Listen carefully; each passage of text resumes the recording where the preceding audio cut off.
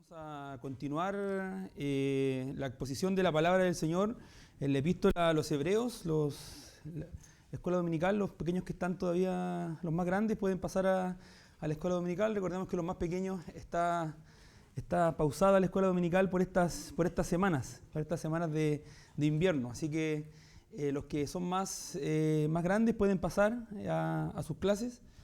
Les invito entonces a abrir sus Biblias en la epístola a los Hebreos, en el capítulo 10. Ahí hemos estado ya con estas 3 semanas estudiando la palabra del Señor, viendo y escarbando un poco en ella, encontrando en ella alimento para nuestras vidas. Quiero invitarles entonces a abrir sus Biblias en Hebreos 10. Vamos a leer el día de hoy desde el versículo 1 hasta el versículo 18, pero para efectos de la exposición consideraremos desde el versículo 11 hasta el versículo 18. Ya vamos a leer desde el 1 hasta el 18, pero la exposición está centrada en los versículos 11 al 18. Dice así entonces la palabra del Señor, Hebreos capítulo 10, versículo 1 en adelante. Porque la ley, teniendo la sombra de los bienes venideros, no la imagen misma de las cosas, nunca puede, por los mismos sacrificios que se ofrecen continuamente cada año, hacer perfectos a los que se acercan. De otra manera cesarían de ofrecerse, pues los que tributan este culto, limpios una vez, no tendrían ya más conciencia de pecado. Pero en estos sacrificios cada año se hace memoria de los pecados, porque la sangre de los toros y de los machos cabríos no puede quitar los pecados. Por lo cual, entrando en el mundo dice, sacrificio y ofrenda no quisiste, más me preparaste cuerpo. Holocausto y expiaciones por el pecado no te agradaron. Entonces dije, he aquí vengo, oh Dios, para hacer tu voluntad, como en el rollo del libro está escrito de mí. Diciendo primero, sacrificio y ofrenda y holocausto y expiaciones por el pecado no quisiste ni te agradaron, las cuales se ofrecen según la ley. Y diciendo luego, he aquí vengo, oh Dios, para hacer tu voluntad, quítalo primero para establecer esto último. En esa voluntad somos santificados mediante la ofrenda del cuerpo de Jesucristo, hecha una vez para siempre.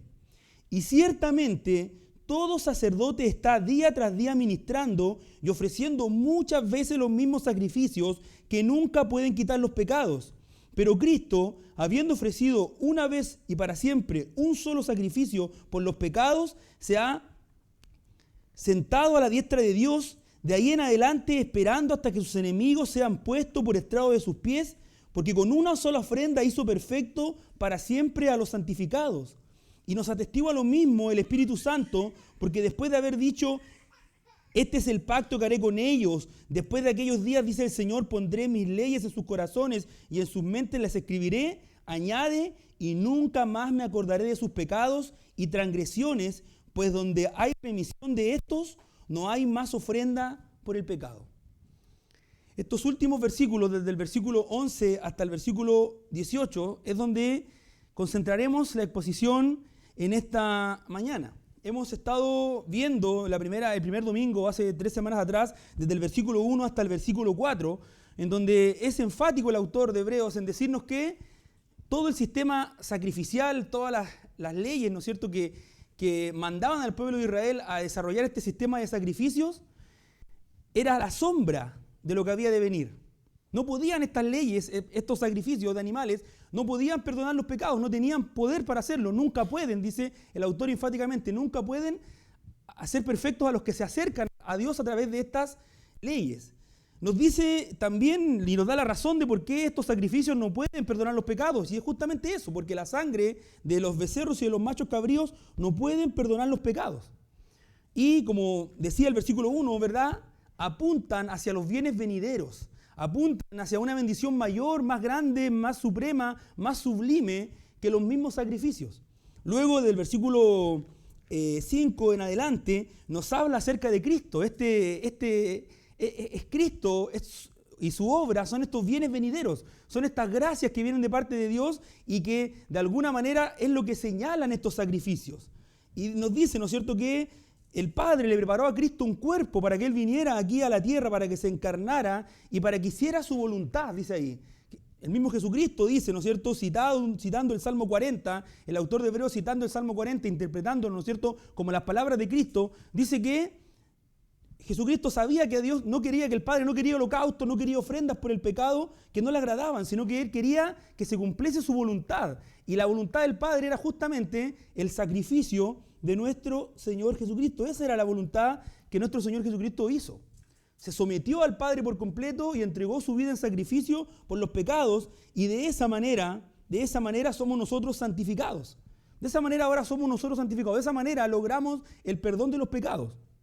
Ahora, el día de hoy, nos concentraremos entonces desde el versículo 11 hasta el versículo 18, en donde esta distinción que viene haciendo el autor, ¿no es cierto?, esta comparación que viene haciendo constantemente entre los sacrificios del Antiguo Testamento y el sacrificio de Cristo, se van a ver una vez más agudizados por un argumento que va a desarrollar este autor en esta sección del versículo.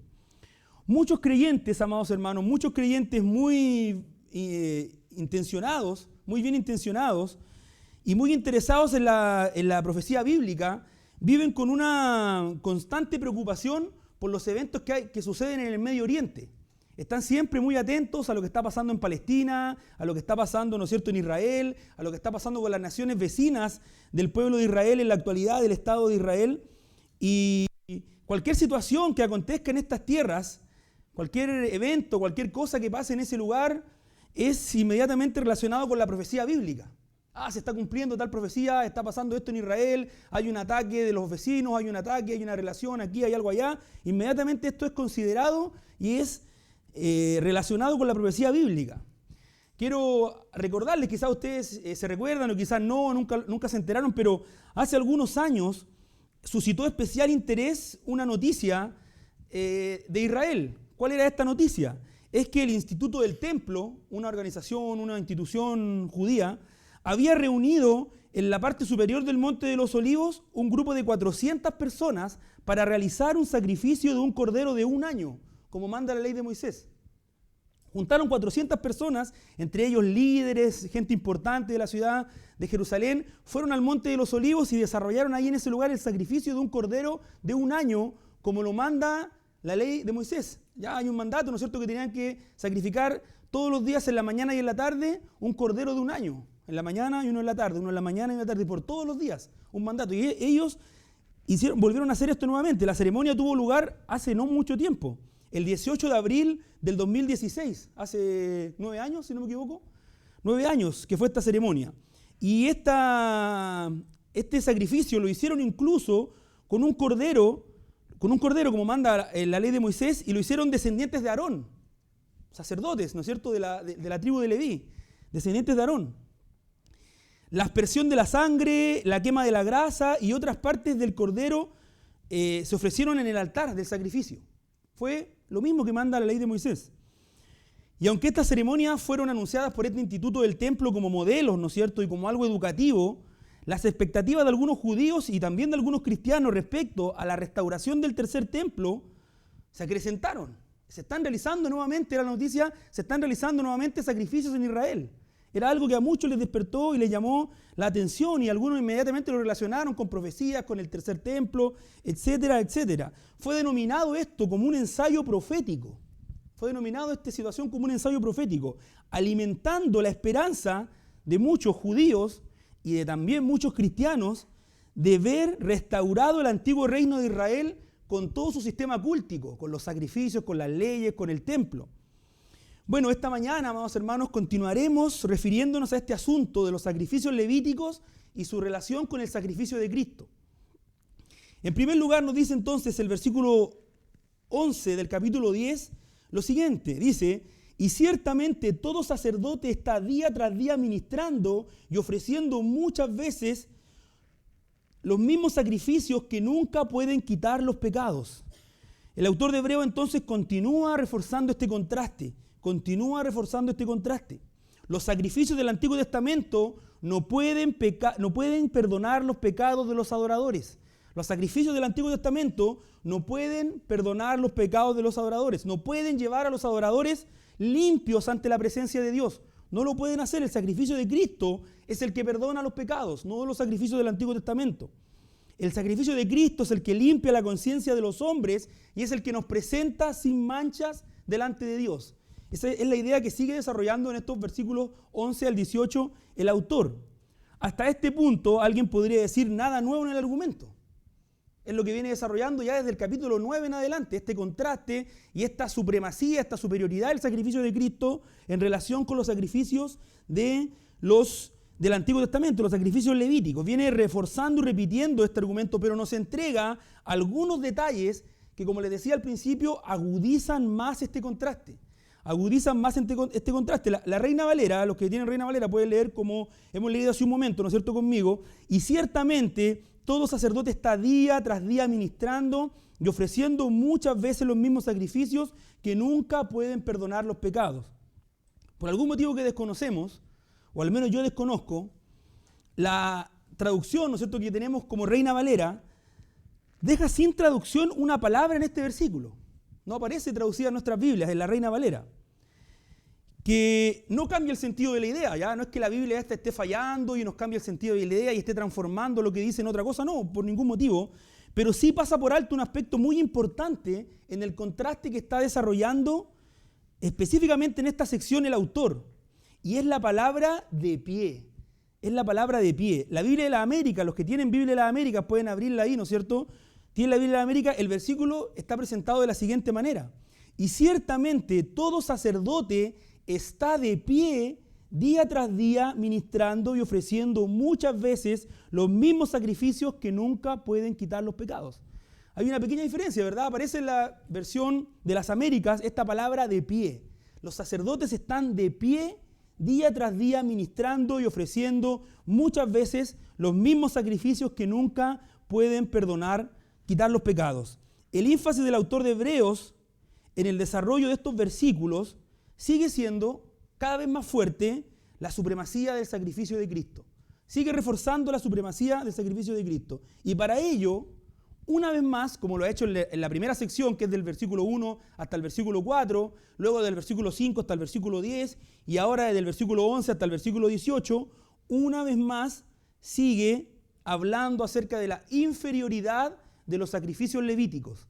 Una vez más hablando acerca de la inferioridad de los sacrificios levíticos. De estos sacrificios, ¿no es cierto?, que el sacerdote está día tras día, de pie, día tras día, ministrando y ofreciendo muchas veces los mismos sacrificios que nunca pueden quitar los pecados. En este versículo podemos ver de manifiesto cómo el autor comunica una cierta sensación de cansancio, incluso de frustración con el sistema sacrificial levítico. ¿En qué sentido? Lo vemos en el sentido de las palabras que utiliza. De pie, día tras día, muchas veces, los mismos sacrificios nunca pueden.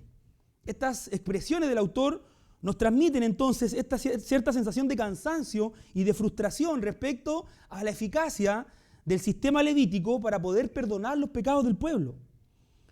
Las ordenanzas que Dios entregó a su pueblo mediante el sistema sacrificial de Levítico fueron de gran importancia para el pueblo de Israel. No cabe ninguna duda, nadie podría cuestionar que todo el sistema cultico, todo el culto, toda la liturgia y los sacrificios mismos fueron muy importantes para el pueblo de Israel.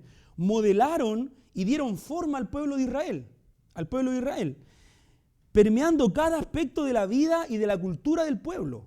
Los sacrificios eran muy importantes para este pueblo. De alguna manera, la vida del pueblo se desarrollaba en torno a este sistema de culto que Dios le había dado, donde los sacrificios tenían un papel muy importante. Usted puede ver ahí Levíticos, Números, puede leer incluso Éxodo, en donde hay muchos capítulos y muchos detalles en cómo Dios norma, ordena, regula este sistema de sacrificios. Dios incluso apartó una tribu completa para el desarrollo de una tarea sacerdotal.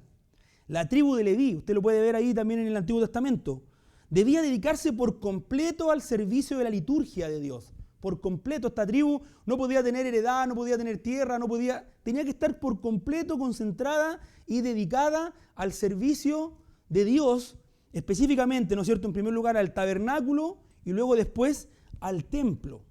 Evidentemente no todos los levitas eran sacerdotes, habían algunos que eran sacerdotes, no todos, pero de una u otra manera todos los levitas debían asistir al pueblo en el culto que estos daban a Dios, tenían que estar ocupados en ello, estaban ocupados en las tareas del templo, todos los levitas. En el capítulo 9 y en el capítulo 10, el autor de Hebreos, lo hablamos cuando hablamos la primera semana, ¿no es cierto?, de esta pequeña serie. El autor de Hebreos nos recuerda el sacrificio que se realiza año a año, conocido como el Día de la Expiación, el Yom Kippur, ¿no es cierto?, también lo conocen los judíos, el Día de la Expiación. Este sacrificio que año a año el sumo sacerdote tenía que sacrificar una becerra, ¿no es cierto?, primero por su pecado, por el de su familia, luego tenía que lavarse, tenía que vestirse con ropas especiales, luego venían 2 machos cabríos, se echaban suerte sobre ellos, uno era enviado al desierto, ¿no es cierto?, a morir al desierto y con los pecados del pueblo, y el otro era sacrificado y su sangre era rociada en el templo, en el altar. Nos recuerda este sacrificio que se realizaba año tras año, dice el versículo 10, ¿no es cierto? Dice los mismos sacrificios que se ofrecen continuamente cada año. Los mismos sacrificios que se ofrecen continuamente cada año. Pero ahora, en el contexto en donde se sigue contrastando el sacrificio levítico con los sacrificios de Cristo, hace una referencia a los sacrificios diarios. No solamente los sacrificios anuales que se repetían año a año, sino que también los sacrificios diarios en manos de los sacerdotes. Los sacerdotes, además de ese sacrificio anual que se hacía una vez al año, que era la fiesta más solemne en Israel, también debían realizar sacrificios todos los días. Todos los días en el templo se estaban realizando sacrificios. Usted puede ver ahí con mayor detención en Números 28 en su casa. Dios manda al pueblo a sacrificar dos corderos, diariamente. Uno en la mañana y otro en la tarde. Todos los días se sacrificaba un cordero en la mañana, un cordero en la tarde. Cuando el sacerdote de la tarde estaba terminando de sacrificar el cordero de la tarde, ya en la mente del otro sacerdote estaba puesta en el sacrificio del cordero de la mañana. En la mañana y en la tarde, todos los días, 2 corderos serán sacrificados, corderos de un año, todos los días. Esta es la relación con el sacrificio que se hizo en Jerusalén, en el Monte de los Olivos, hace estos 9 años, corderos de un año. Además de esto, además del cordero los corderos que se sacrificaban día tras día y año tras año, Dios ordenó al pueblo sacrificios especiales en Levíticos 4. Usted puede buscar también ahí en su casa, en Levíticos 4, en donde Dios estableció sacrificios especiales. Por ejemplo, si pecaba un sacerdote, tenía que haber un tipo de sacrificio. Si había un pecado del pueblo en general, otro tipo de sacrificio. Si los gobernantes del pueblo, los dirigentes pecaban, otro sacrificio. Si cualquier miembro de la comunidad del pacto de Israel pecaba, otro sacrificio. Podríamos entonces llegar a imaginar que los sacrificios en el pueblo de Israel podían realizarse minuto tras minuto. Puede ser que los sacrificios en algún momento se realizaran minuto tras minuto. Un autor dice, ¿no es cierto?, que si es que el pueblo de Israel hubiese sido realmente consciente de su pecado, probablemente se hubiesen desarrollado sacrificios cada segundo. Cada segundo debía sacrificarse un animal por todos los pecados que cometían todos los miembros del pueblo.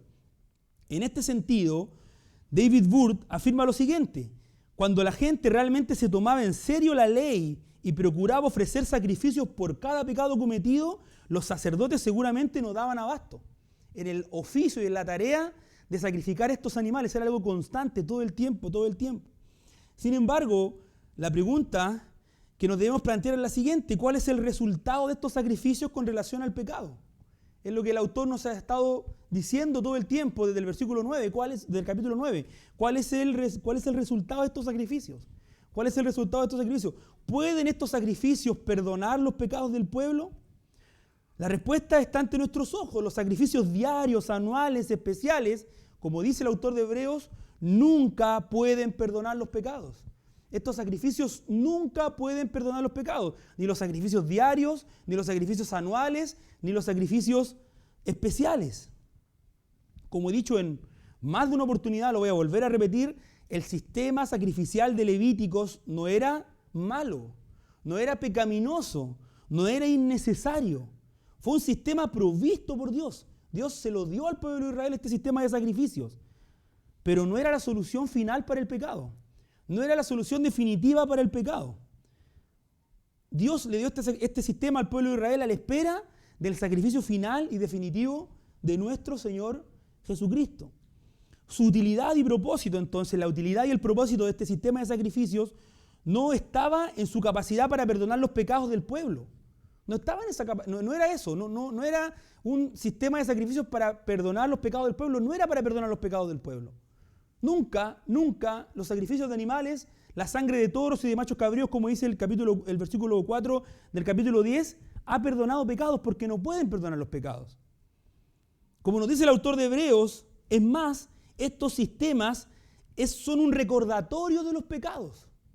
Estos sacrificios entonces son un recordatorio de los pecados. Estos sacrificios que el pueblo de Israel hacía día tras día, año tras año, y cada vez que cometía algún pecado, lo que estaban haciendo, además de apuntar a Cristo, estaban señalándoles a ellos el pecado, le estaban recordando el pecado. Mira lo que dice el versículo 3 del capítulo 10.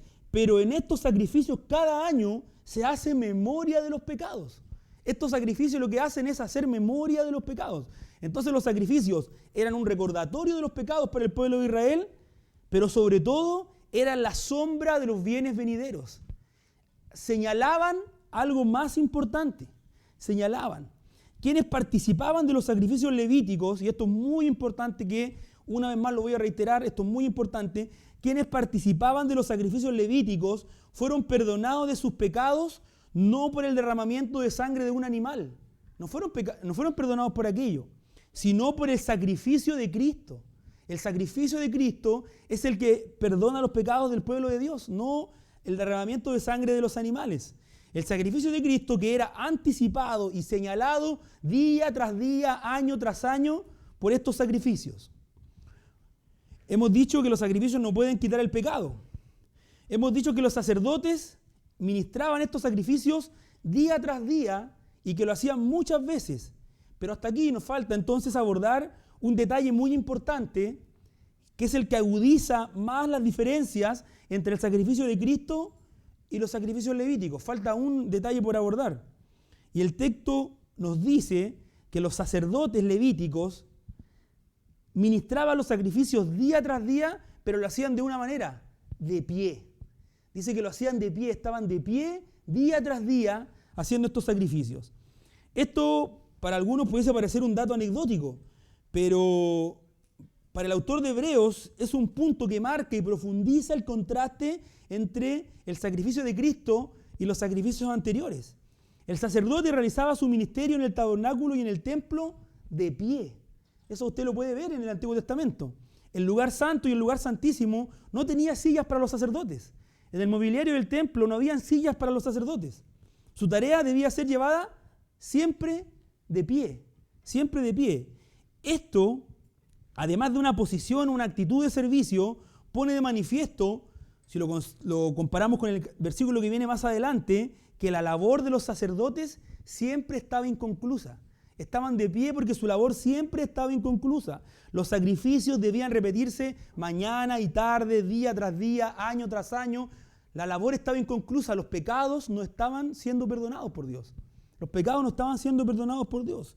Continuamente, los sacerdotes debían estar de pie ante el santuario para repetir los sacrificios día a día. Todos los días de pie, día a día, recordando al pueblo su pecaminosidad y apuntándolo por venir, anunciando los bienes venideros, anunciando el sacerdocio de quien, una vez hecho su sacrificio, no permanecería de pies, sino como nos dice el versículo 12, sentado a la diestra de Dios. Aquí está el contraste. Los sacerdotes desarrollaban su ministerio de pie y día tras día sacrificaban y día tras día sacrificaban. En cambio, Cristo, nos dice el versículo 12, habiendo ofrecido una vez para siempre un solo sacrificio por los pecados, se ha mantenido de pie, se ha sentado a la diestra de Dios. Cristo se ha sentado a la diestra de Dios. Aquí el contraste, los sacerdotes levíticos de pie, día a día, ministraban el sacrificio, día tras día, mañana y tarde, una vez al año. Pero Cristo, habiendo ofrecido una sola vez un solo sacrificio por los pecados, ahora se ha sentado a la diestra de Dios. Se ha sentado a la diestra de Dios. Aquí el contraste glorioso. Los sacerdotes que realizaban sacrificios diarios, año tras año, permanecieron siempre de pie en el santuario. Siempre estaban de pie en el santuario. Pero Cristo, quien ofreció un sacrificio perfecto, una sola vez y para siempre, se ha sentado a la diestra de Dios. Se ha sentado a la diestra de Dios, dice el versículo 12. Ellos están de pie en el santuario. Los sacerdotes estaban de pie, mostrando lo incompleto de su ministerio y lo ineficaz de estos sacrificios para perdonar los pecados. Pero Cristo, una vez que ha anunciado a los vientos su obra consumada, ¿se acuerda usted en la cruz ahí, verdad? Todo ha sido consumado, y que ha resucitado entre los muertos, se ha sentado a la diestra de Dios. Se ha sentado a la diestra de Dios, poniendo de manifiesto lo perfecto y lo definitivo de su sacrificio por el pecado. Perfecto y definitivo, está sentado Cristo. Los sacerdotes estaban de pie, día tras día, año tras año, ministrando el sacrificio. Cristo, un solo sacrificio, y se ha sentado. Simón Kistemaker, un comentarista del libro de la epístola a los Hebreos, afirma lo siguiente: Cristo entró en el cielo y tomó el lugar a la diestra de Dios. Él tenía pleno derecho a dicho lugar como sacerdote que había cumplido su tarea de quitar el pecado y como rey que había conquistado el pecado y la muerte. Él tenía el pleno derecho. ¿Qué diferencia entre el sacerdote que cumplía sus deberes religiosos en el santuario y Cristo que se sentó a la diestra de Dios? ¿Qué diferencia entre los sacerdotes del antiguo pacto, luego de participar del sacrificio, iban a sus casas, luego de volver, tenían que volver al otro día a estar de pie, igual que el día anterior, sacrificando los corderos? Pero Cristo, quien fue resucitado con poder, con el poder del Espíritu Santo, fue exaltado y puesto en un lugar de preeminencia a la derecha de Dios. Cristo, como rey sacerdote, venció en la cruz, triunfó sobre el pecado, dio un golpe de tal manera que hirió de muerte a la misma muerte. Se sentó a la derecha de Dios, dando la idea de un cogobierno. Cristo está sentado a la derecha de Dios, cogobernando con el Padre, indicando también su deidad y confirmando que su obra está terminada. Confirmando que su obra está terminada. Un sacerdote sentado, entonces, es la garantía de que la tarea fue terminada y que la obra fue aceptada por Dios. Es la garantía. Cristo está sentado a la diestra de Dios como garantía de que su obra está terminada y su tarea fue aceptada por Dios. El ministerio que realiza Cristo es de intercesión por su pueblo. Eso nos dice la palabra de Dios. Cristo está intercediendo por su pueblo. Y es hecho en base a un sacrificio único e irrepetible que fue aceptado de manera definitiva y final por Dios. De aquí, una vez más, que rechazamos categóricamente la idea de la Iglesia Católica Romana de que el sacrificio de Cristo es repetido domingo tras domingo en la misa. Esa es una idea equivocada, defectuosa, inadecuada. La rechazamos rotundamente. El sacrificio de Cristo fue realizado una sola vez y para siempre. Una sola vez y para siempre. Cristo no solo se ha sentado. Cristo no solo se ha sentado a descansar. Dice el texto que lo ha hecho a la derecha, a la diestra de Dios. Cristo pasó de la vergüenza y el escarnio de la cruz a la exaltación de la gloria del cielo. Del escarnio y la vergüenza de la cruz a la exaltación y la gloria del cielo. De estas palabras, amados hermanos, fluye gracia y esperanza a los corazones abrumados. De estas palabras debe fluir gracia y esperanza a nuestros corazones que a veces están abatidos por el pecado. Cristo, nuestro Redentor, no está en la cruz o no está en una tumba, está sentado a la diestra de Dios. Cristo, nuestro Redentor, está sentado a la diestra de Dios. Aquí las palabras de John Bunyan, que son un bálsamo para nuestras almas. Mira lo que dice John Bunyan. Pecador, ¿tú pensaste que por tus pecados y debilidades yo no te puedo salvar? Pero he aquí que mi Hijo está a mi lado y yo lo miro a Él y no a ti y obraré contigo de acuerdo con mi satisfacción por Él. Cristo está, cuando nos está mirando a nosotros, el Padre cuando nos está mirando a nosotros, está mirando a Cristo, que está a su derecha y que ha aceptado el sacrificio de Cristo y que ha vuelto a su posición de gobierno. Versículo 12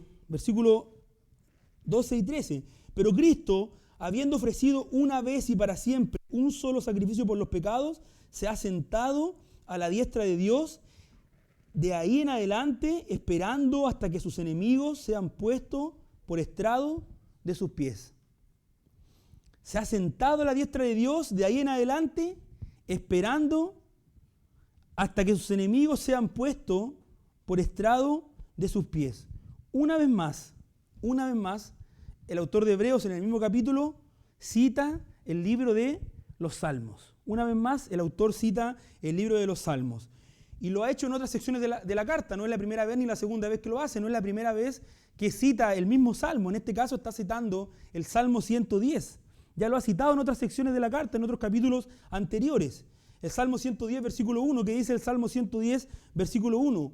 Jehová dijo a mi Señor, siéntate a mi diestra hasta que ponga a tus enemigos por estrado de tus pies. Así está Cristo, está sentado a la diestra de Dios hasta que Dios ponga a sus enemigos como estrado de sus pies. Además de que su obra ha sido aceptada y su sacrificio ha sido aprobado, hay otra razón por la cual Cristo está sentado a la diestra del Padre. Y es que, como lo dijimos anteriormente, ha vuelto a asumir sus funciones de gobierno. Cristo ha vuelto a asumir sus funciones de gobierno. ¿Qué hacen los reyes sentados en sus tronos? ¿Qué nos muestra la historia? ¿Qué hacen los reyes sentados en sus tronos? ¿Qué hacen los reyes? Los reyes dan audiencias en sus tronos. Los reyes presiden reuniones en sus tronos. Los reyes dan órdenes en sus tronos. Dictan leyes en sus tronos. Ejercen justicia y juicios. Comisionan a sus siervos a cumplir tareas. Gobiernan de sus tronos. El trono es el lugar de donde los reyes gobiernan. Y Cristo se ha sentado a la diestra de Dios. Se ha sentado a la diestra de Dios. Entonces, Cristo a la diestra del Padre, ¿qué está haciendo? Está gobernando con Él. Está cogobernando con el Padre. Amados hermanos, no me extenderé sobre este punto, no voy a desarrollar esta idea en profundidad, pero aunque Satanás es el príncipe de este siglo, su dominio, el dominio del príncipe de este siglo de Satanás, está completamente definido, delimitado y sometido al gobierno de Cristo. El príncipe de este siglo es Satanás. No vamos a debatir aquello, es lo que dice la palabra del Señor, el príncipe de este siglo es Satanás. Pero su dominio, su reino, su principado está completamente definido, delimitado y sometido al gobierno de Cristo, que es la autoridad suprema. ¿Qué es la autoridad suprema? Eso es lo que nos dice y lo que nos muestra la palabra de Dios. El verso dice que se ha sentado a la diestra de Dios, de aquí en adelante esperando. Se ha sentado a la diestra de Dios, ha retomado sus labores de cogobierno, está gobernando. Hay mucho que decir acerca del reino de Cristo, pero está gobernando Cristo, sentado a la diestra de Dios, y también dice que está esperando. Dice que está esperando. No podemos entender esta palabra como que esperando, como que Cristo está sentado de brazos cruzados. No podemos entenderlo de esa manera, ¿verdad? Esperando o viendo cómo todo se sale de control frente a sus ojos, como un ser impotente. A veces, cuando en nuestras vidas pasan situaciones, ¿verdad? A veces lo más sabio es cruzar los brazos y ver cómo todo acontece, porque no tenemos nada que hacer, no tenemos cómo solucionar un problema. Ve usted cuando se ponen de repente en la televisión estos videos cuando hay inundaciones y se sale el río y empieza a arrastrar las casas y la gente está grabando desde el techo de la casa, no puede hacer nada más que observar. No puede, y vemos qué pasa, ¿no es cierto? A lo mejor alguien arrastrado por el agua y ni siquiera puede ayudarlo porque es imposible. Esa no es la idea que transmite este pasaje acerca de que Cristo está esperando con los brazos cruzados, viendo cómo todo acontece, viendo cómo el mal, ¿no es cierto?, destruye, viendo cómo su señorío es pisoteado por las huestes del mal. No, esa no es la imagen que nos entrega este pasaje. El autor de Hebreos nos dice en primer lugar que Cristo está intercediendo por nosotros. Está esperando, pero en esa espera, ¿qué está haciendo? Está intercediendo. Está prestándonos ayuda ante las diversas pruebas y adversidades que atravesamos. Cuando estamos atravesando una prueba, una adversidad, está Cristo ahí intercediendo por el Padre, al Padre por nosotros y dispuesto a prestarnos ayuda, a prestarnos guía, a acompañarnos en esa situación compleja. Está pendiente de nuestras necesidades y a través de su Espíritu Santo está trabajando activamente en nuestra santificación. No está de brazos cruzados Cristo esperando que pasen las cosas. En segundo lugar, debemos recordar también que, como afirma Colosenses, por el gobierno de Cristo subsisten todas las cosas. Por el gobierno de Cristo, dice Colosenses, subsisten todas las cosas. Es Cristo quien ordena y da estabilidad al mundo. ¿Por qué usted ha escuchado de repente que en algún programa de divulgación científica, ¿no es cierto?, se nos dice que si la Tierra cambiara su eje de inclinación, si variara la velocidad de su rotación o de la traslación, saldríamos todos disparados y nos desintegraríamos en el espacio? Eso es cierto. ¿Y por qué cree que no pasa? Porque está Cristo sosteniendo todas las cosas. Está Cristo dándole estabilidad al mundo. ¿Por qué no explotamos en pedazos y nos transformamos en ceniza? Porque está Cristo dándole estabilidad a todo. Porque eso es lo que nos dice la palabra del Señor. Él da estabilidad al mundo. Cristo da estabilidad al mundo. Está gobernando. Cristo nuestro Señor está por encima de todas las cosas. Está por encima de todas las cosas, como afirma Efesios, Pablo, ¿no es cierto?, a los Efesios, todas las cosas están sometidas bajo sus pies. Todas las cosas están sometidas bajo sus pies. Y en este mundo que parece estar en un caos completo, y muchos nos dicen, no, que el mundo es caos y que todo es caos, ahí los cristianos tenemos que tener una visión un poco más crítica acerca de esas perspectivas acerca del mundo y ver lo que dice la palabra del Señor. Usted recuerda la visión que tiene Isaías en su llamamiento, Isaías capítulo 5, cuando muere el rey, Isaías ve una visión, había muerto el rey en Israel. Murió el rey en Israel. ¿Qué pasa si, más allá de el interés o la complacencia política que uno tenga con un presidente de turno en un país, qué pasa si un día en la mañana nos despertamos y murió el presidente? La situación es compleja, es de caos, es alboroto, ¿no es cierto? Es algo muy difícil de controlar. Bueno, eso es lo que había pasado, había muerto el rey en Israel. Y Isaías tiene una visión. ¿Y cuál era su visión? Vio al Señor sentado en su trono y con sus faldas llenando todo el templo. Diciendo de otra manera, bueno, ha muerto el rey, pero yo estoy reinando en mi trono firme. Entonces, cualquier caos que nosotros podamos ver y que nos parezca que la situación está descontrolada y que esto está en un proceso de degeneración imparable, tenemos que tener la plena convicción que nuestro Señor está rigiendo el destino del universo conforme a sus propósitos.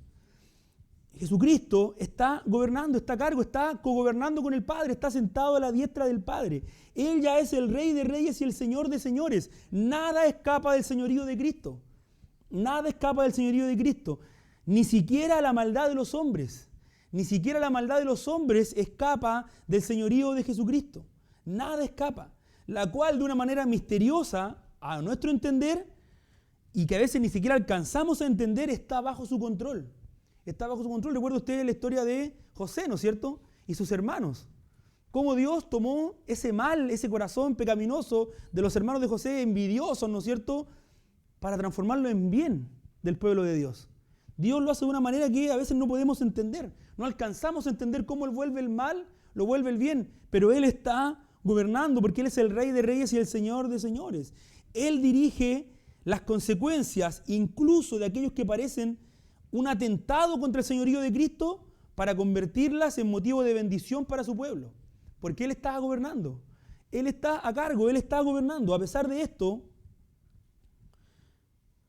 hay muchos en el mundo espiritual y en el mundo humano que no están dispuestos a acatar la autoridad y el dominio de Cristo. Hay muchas personas, usted debe conocer a más de algunos, que no están dispuestos a someterse al dominio de Cristo, que saben que Él es el Rey de Reyes y el Señor de Señores, pero no están dispuestos a hacerlo y están continuamente en rebeldía en contra de Cristo y su gobierno.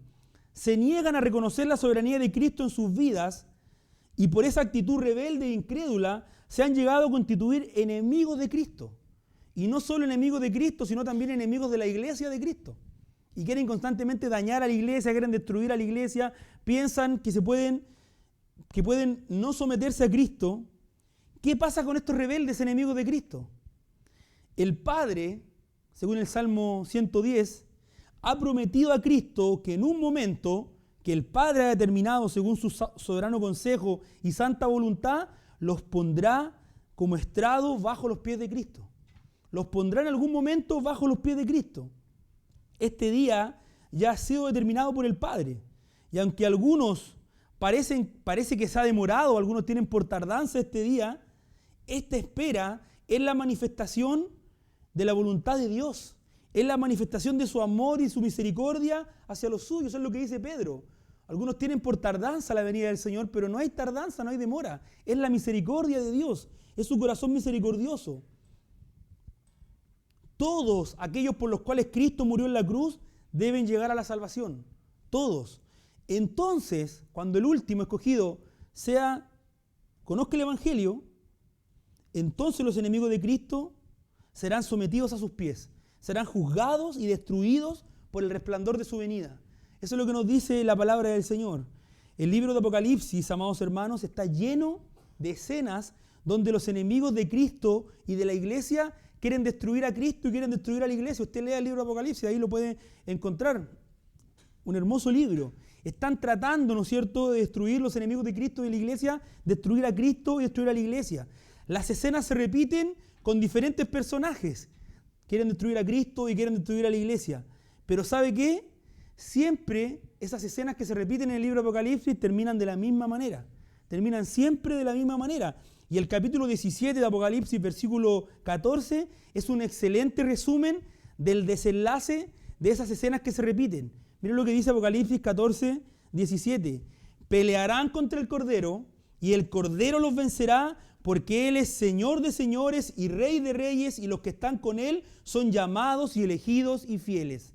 Eso se repite constantemente. Ese es el desenlace de esta historia. Pelearán contra el Cordero, pero el Cordero los vencerá. ¿Por qué? Porque el Cordero es el Rey de reyes y es el Señor de señores. Y los que están con el Cordero, o sea, nosotros, su iglesia, somos llamados, somos elegidos y somos fieles. Qué hermoso es el libro de Apocalipsis. Qué hermoso es el libro de Apocalipsis. Como lo afirma un comentario haciendo alusión al Antiguo Testamento, quienes no se han acercado al año favorable del Señor, como dice Isaías, serán presa del día de la ira de Jehová. Hay un año favorable, dice la palabra del Señor, vengan. Está el favor de Dios, vengan a comprar, vengan a comer sin dinero, dice el Señor. Pero los que no se acercan a ese día favorable serán presa del día de la ira de Jehová. Serán presa del día de la ira de Jehová cuando el Padre ponga a los enemigos de Cristo como estrado de sus pies. ¿Y qué hay de nosotros? ¿Qué hay de nosotros, de la iglesia? Nos dice que Cristo, habiendo ofrecido una vez y para siempre un solo sacrificio por los pecados, se ha sentado a la diestra de Dios, de ahí en adelante esperando hasta que sus enemigos sean puestos por estrado de sus pies. ¿Y qué hay de nosotros? Porque con una sola ofrenda hizo perfecto para siempre a los santificados. Porque con una sola ofrenda, Cristo, a diferencia de los sacrificios de Levítico que eran día tras día, año tras año, mañana y tarde, y solamente recordaban el pecado y apuntaban a Cristo, Cristo con una sola ofrenda hizo perfecto para siempre a los santificados. Esta idea será desarrollada, ¿no es cierto?, con mayor profundidad por el autor en los capítulos que vienen, pero es una idea muy clara. La ofrenda de Cristo ha acabado la frustración de estar ahogados bajo la culpa del pecado, porque el sacrificio de Cristo es eficaz y definitivo. Es eficaz y definitivo. Lo decíamos las semanas anteriores al leer los primeros versículos del capítulo 10. Los sacrificios del Antiguo Testamento no podía limpiar la conciencia de los adoradores. No podría limpiar sus conciencias. No podía salir de ellos la culpa. No podía salir. Pero el sacrificio de Cristo ha terminado con esa frustración de estar ahogados por la culpa del pecado. El sacrificio de Cristo no solo perdona los pecados que hemos cometido antes de venir a Él. No solo perdona nuestros pecados anteriores, dejándonos en una posición de neutralidad. Diciendo, ya, bueno, tú te acercaste este día, 15 de agosto del año 1990, de aquí en adelante no te preocupes, todos tus pecados son perdonados, te doy, ¿no es cierto?, ahora una neutralidad moral, tú puedes elegir entre el bien y el mal, por lo tanto, hacia el futuro, si te portas bien, si lo haces todo bien, si pecas poco o si haces más cosas buenas que malas, estarás conmigo, algo así como una nueva oportunidad. ¿Usted le ha dado a alguien una nueva oportunidad? ¿A algún amigo, algún trabajador, algún familiar que se ha portado mal? Y uno dice, mira, ya, te voy a perdonar, pero de aquí en adelante, si lo vuelves a hacer, se va a terminar la cosa. Condicionando lo que viene hacia adelante al comportamiento de esta persona. Hubiese sido, ¿no es cierto?, si Dios hubiese condicionado nuestro destino a nuestra obediencia, a nuestra moralidad, hubiese sido una crueldad, porque estaríamos perdidos. Al primer minuto estaríamos perdidos. Al primer minuto que dependiese de nosotros estaríamos perdidos. Pero el sacrificio de Cristo dice que nos hizo perfectos para siempre. El sacrificio de Cristo nos hizo perfectos para siempre. ¿Qué quiere decir perfectos? La perfección en el libro de Hebreos tiene la idea de que los pecados son limpiados y son eliminados. De modo que la conciencia ya no está contaminada por la culpa. Ya no somos culpables delante de Dios. Los creyentes, en virtud del sacrificio de Cristo, pueden entrar ante la presencia de Dios con libertad y con confianza. La obra de perfección es objetiva y se ha realizado para siempre. La limpieza ha sido realizada para siempre. El sacerdote, en el día de la expiación, el sumo sacerdote, para entrar al lugar santísimo, tenía que sacrificar un becerro, tenía que lavarse, tenía que cambiarse de ropa, año tras año, año tras año, año tras año. El sacrificio de Cristo nos da entrada al lugar santísimo porque ya hemos sido lavados una vez y para siempre. Nos ha hecho perfectos una vez y para siempre. No tenemos que repetir ese sacrificio, porque ya nos ha hecho perfectos una vez y para siempre. El carácter objetivo y definitivo de la perfección, hemos sido perfectos para Dios, no se contradice con el pecado que sigue manchando nuestra vida. No se contradice eso. Las advertencias en la carta nos muestran que esta perfección absoluta no es todavía nuestra. Todavía estamos luchando con el pecado. Nuestros pecados han sido perdonados ante Dios. Dios mira a Cristo cuando nos acercamos a Él, pero todavía continuamos luchando con el pecado. Somos perfectos ante Dios por lo que Cristo ha hecho, pero seguimos luchando con el pecado aquí. Seguimos luchando con el pecado. Esto no es contradictorio, lo que nos muestra la palabra del Señor.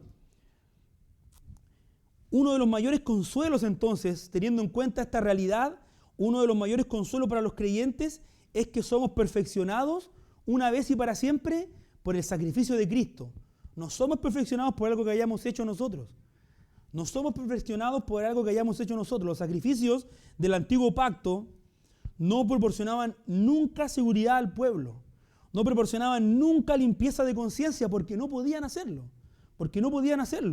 Sus sacerdotes ministraban de pie ante el santuario día tras día, mañana y tarde, año tras año. Jesús, sin embargo, una vez que ofreció su sacrificio por el pecado, fue ascendido al cielo, entronizado a la derecha del Padre, como señal de que su obra como sacerdote rey había sido aceptada. La obra ha sido aceptada. En la última parte entonces de esta sección, el autor vuelve a hacer una cita textual del Antiguo Testamento. Esta vez no son los Salmos, sino que es el libro del profeta Jeremías. Dice así, versículo 15 en adelante. Y nos atestigua lo mismo el Espíritu Santo, porque después de haber dicho, este es el pacto que haré con ellos, después de aquellos días, dice el Señor, pondré mis leyes en sus corazones y en sus mentes las escribiré, añade, y nunca más me acordaré de sus pecados y sus transgresiones. Y nunca más me acordaré de sus pecados y sus transgresiones. El autor del libro de Hebreos, como todos los autores del Nuevo Testamento, tenían una alta estima por el Antiguo Testamento. Constantemente citado el Antiguo Testamento. Las palabras citadas corresponden a los versículos del capítulo 31 de Jeremías. Jeremías 31, ahí usted puede encontrar estas palabras más extensas. Sección que el autor ya ha citado en el capítulo 8. Usted puede leer el capítulo 8 de Hebreos y se va a dar cuenta que el autor ya citó Jeremías 31 en el capítulo 8 con mayor extensión. ¿Qué nos dicen estas palabras? Estas palabras de Jeremías nos dicen que Dios ha determinado establecer un nuevo pacto con su pueblo, y un pacto que sería superior y más eficaz al pacto antiguo, al antiguo pacto. Este pacto, que es nuevo, ha sido revelado en términos de promesas desde Génesis 3.15. Ya ha ido anunciado Dios en Génesis 3.15 promesas respecto de un nuevo pacto que va a realizar. Pero este pacto, este nuevo pacto, ha sido establecido formal y oficialmente en la obra de Cristo. El nuevo pacto es establecido formal y oficialmente en la obra de Cristo. Vamos a tener tiempo, si Dios así lo permite, a partir de agosto para poder desarrollar mucho más lo que es la teología del pacto, los estudios bíblicos, y ahí podemos profundizar un poco más, pero lo que es importante remarcar y recalcar es que el nuevo pacto manifestado en forma de promesas en el Antiguo Testamento, pero establecido formal y oficialmente en la obra de Cristo. Establecido formal y oficialmente en la obra de Cristo. Este nuevo pacto o pacto de gracia ha traído todas las bendiciones que ningún otro pacto pudo traer al pueblo de Dios. Ningún otro pacto pudo traer todas las bendiciones que el nuevo pacto ha traído. El Espíritu Santo, nos dice la cita, ha puesto las leyes de Dios en el corazón de los hombres y las ha escrito en sus mentes. El pacto anterior fue escrito en piedra. Pero ahora el nuevo pacto, las leyes son escritas en el corazón y en la mente del pueblo. Pero para efectos de este pasaje de Hebreos, y como referencia central de la cita, la idea fuerza de esta cita es la siguiente: y nunca más me acordaré de sus pecados y transgresiones. Esta es la idea central de la cita que está haciendo el autor. Nunca más me acordaré de sus pecados y sus transgresiones. Ha llegado entonces en Cristo el día prometido por Dios en boca del profeta Jeremías. En base a la aceptación por parte del Padre del sacrificio de Cristo, Dios ha borrado todo recuerdo del pecado de su pueblo. Dios ha borrado todo recuerdo del pecado de su pueblo. Esto, una vez más, era imposible en el sistema de sacrificios del Antiguo Pacto. Era imposible. Es más, los sacrificios del Antiguo Testamento, nos dice el capítulo 10, ¿no es cierto?, de Hebreos, trae memoria, día tras día, mañana y tarde, año tras año, de los pecados del pueblo. Trae memoria de los pecados. En cambio, con el nuevo pacto, Dios borra todo recuerdo de nuestro pecado. Borra todo recuerdo de nuestro pecado. La remisión entonces de los pecados es en base al sacrificio de Cristo. Y no es una remisión tipológica, como en el sistema de Levítico. No es que apuntaba hacia otra cosa. Es una remisión real de nuestros pecados. Es tan real que el profeta Jeremías la describe como Dios mismo olvidándose de nuestros pecados y nuestras transgresiones. Dice que Dios se ha olvidado de nuestros pecados y nuestras transgresiones. Dios no se ha olvidado por despiste, no se ha olvidado por capricho, ni mucho menos se ha olvidado por descuido. Los pecados del pueblo de Dios ya no son considerados como condenatorios porque Cristo ha cargado con ellos en la cruz. Dios ha hecho pagar a Cristo por nuestros pecados. Por eso el autor llega a decir que Dios se ha olvidado de nuestros pecados. Dios se ha olvidado de nuestros pecados. Dios, el juez justo, sin dejar de ser un juez justo, puede perdonar los pecados de su pueblo. Si ahora Dios puede olvidarse de los pecados y seguir siendo un juez justo, es porque Jesucristo ha llevado a cabo una ofrenda perfecta por esos pecados. Una ofrenda perfecta por esos pecados. Bueno, la sección finaliza con otra idea que ya ha sido apuntada por el autor. Versículo 18. Pues donde hay remisión de estos, o sea, de los pecados, donde hay remisión de pecados, no hay más ofrenda por el pecado. Si hay remisión de pecado, ya no hay más ofrenda por el pecado. Esto nos recuerda la primera parte de este capítulo 10, donde nos dice, si los pecados hubiesen sido perdonados en el sistema antiguo, no se tendrían que haber hecho más sacrificios. Pero como se hacen los sacrificios, es una muestra de que los pecados no han sido perdonados. Ahora nos dice, ya que los pecados han sido perdonados, ya no hay más necesidad de sacrificios. El nuevo pacto, establecido en la obra de Cristo, donde no hay remisión de pecados, pone por finalizado el antiguo pacto. No hay más ofrendas por el pecado. Donde hay remisión de pecados, o sea, en el nuevo pacto, ya se termina y es obsoleto el antiguo pacto en donde se ofrecían ofrendas por el pecado. Los pecados de los hijos de Dios han sido perdonados por el sacrificio de Cristo, por lo tanto, amados hermanos, ya no es necesaria ninguna ofrenda por el pecado. Los pecados han sido perdonados por el sacrificio de Cristo, por lo tanto, ya no hay más ofrendas por el pecado, ya no son necesarios los sacrificios. No son necesarios los sacrificios. A nosotros nos puede parecer, bueno, está claro, es lo que viene diciendo el autor desde 2 capítulos atrás, tú lo has repetido incansablemente la semana anterior, la semana pasada, esta semana. Para un creyente con trasfondo judío, estas palabras sonaron muy fuertes en su mente. Estas palabras tienen que haber sonado muy fuerte. El milenario sistema de sacrificios levítico que había dado identidad a su pueblo había perdido todo sentido producto de la muerte de Cristo. Era muy fuerte para estos cristianos el poder entender que tenían que dejar atrás ese sistema de sacrificio que le había dado forma a su pueblo. Usted sabe, no sé si hay algún descendiente acá de judíos, ¿no es cierto? Pero el arraigambre cultural que ellos tienen es muy grande, es muy fuerte. Con sus tradiciones, con sus fiestas, todavía celebran algunas fiestas. Incluso algunos que ni siquiera son creyentes en Dios, celebran también la fiesta por un tema cultural. Y aquí el autor les está diciendo que ese sistema ya quedó atrás, que le tienen que dar la espalda a ese sistema. Era muy fuerte, amados hermanos. Esto era muy fuerte. Como afirmé en la introducción, muchos creyentes muy bien intencionados se muestran expectantes con las noticias acerca del restablecimiento de los sacrificios en Israel. Ven aquello como una muestra de la profecía bíblica. Oh, hay que estar atentos, se van a hacer de nuevo los sacrificios. Según una enseñanza muy popular en las iglesias de diferentes denominaciones, en un momento futuro, el templo de Jerusalén será reedificado, será restaurado el tercer templo. Y los sacrificios van a ser restablecidos por un periodo de 1000 años. Están muy expectantes. Amados hermanos, esto es volver de los bienes venideros a las sombras. ¿Qué templo más grande que Cristo necesitamos? ¿Qué templo más grande que Cristo necesitamos? ¿Qué sacrificio más perfecto que el sacrificio de Cristo necesitamos? Es volver de la gloria del sacrificio de Cristo a la ineficacia de los sacrificios levíticos. Tenemos la gloria del sacrificio de Cristo.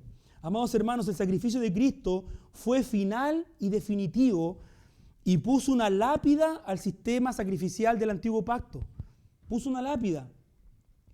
Pues donde hay remisión de pecados, donde Cristo ya ha perdonado los pecados, no hay más ofrendas por el pecado. No hay un sistema que volver a repetir, no hay más ofrendas por el pecado. Lo que el hombre era incapaz de hacer debido a su pecado, a la maldición de la muerte y a su propia incapacidad para obedecer la ley de Dios, Cristo lo hizo. Él pagó el precio, Él pagó la maldición y Él vivió una vida perfecta. Él vivió una vida perfecta. No necesitamos más sacrificios, no tiene que ser restaurado el templo, no tiene que ser restaurado los sacrificios. Es volver de la gloria, de la luz, a las sombras, amados hermanos. Es volver hacia las sombras. Es volver hacia las sombras. Es un tema, ¿no es cierto?, que es necesario profundizar y no es simplemente un par de palabras, pero la palabra del Señor lo muestra claramente. El libro de Hebreos lo muestra claramente, amados hermanos, lo muestra claramente. Es hermoso y es glorioso el sacrificio de Cristo. Pero si queremos agregar algo más, un poquito más, y el templo tiene que ser nuevamente restaurado y el sacrificio tiene que ser nuevamente restablecido, es volver hacia las sombras. Ya tenemos la gloria del sacrificio de Cristo, no necesitamos las sombras. El pueblo requería las sombras porque las sombras apuntaban a Cristo, apuntaban a la luz. Pero ahora que tenemos la luz, no necesitamos volver a las sombras, amados hermanos. Bueno, esta gloriosa verdad no concluye para nosotros aquí. Nos quedan algunos versículos para la próxima semana, donde vamos a desarrollar las implicaciones de este sacrificio para nosotros como creyentes. Esto tiene implicaciones para nosotros. No es simplemente que nos sentemos, ¿no es cierto?, a pensar y decir, oh, qué glorioso, qué grandioso, qué hermoso. El autor de Hebreos nos da desde el versículo 19 hasta el versículo 25 implicaciones muy importantes para nuestra vida como creyentes. Muy importantes. Y si es la voluntad de Dios, vamos a desarrollar esas implicaciones prácticas en nuestra vida, luego, ¿no es cierto?, de quedar maravillados con la gloria y la superioridad del sacrificio de Cristo. Le invito, ahí donde está, a que incline su rostro para que agradezcamos a Dios en esta mañana por su palabra.